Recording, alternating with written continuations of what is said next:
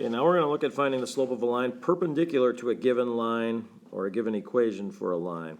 If you remember, recall, we've talked about this in prior classes.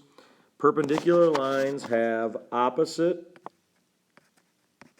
reciprocal slopes.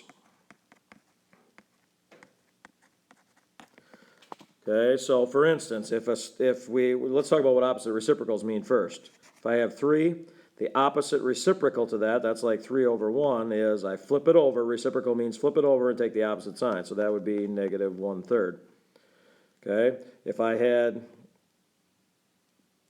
negative 3/4, if I said find me the opposite reciprocal, I flip it over, take the opposite sign, it's 4/3. Okay, so that's opposite reciprocal. So let's erase that, and we're going to work down here. So now,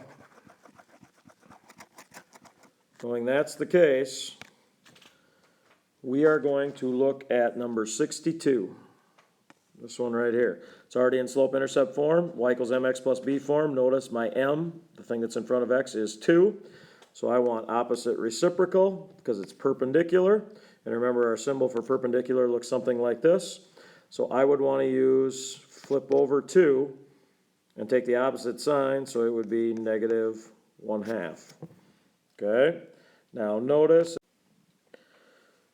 as you get to the ones that are not in slope-intercept form, okay, so starting at like number 67, you will need to put them in slope-intercept form, and then because it's perpendicular, you're going to need to use the opposite reciprocal slope. Well, actually,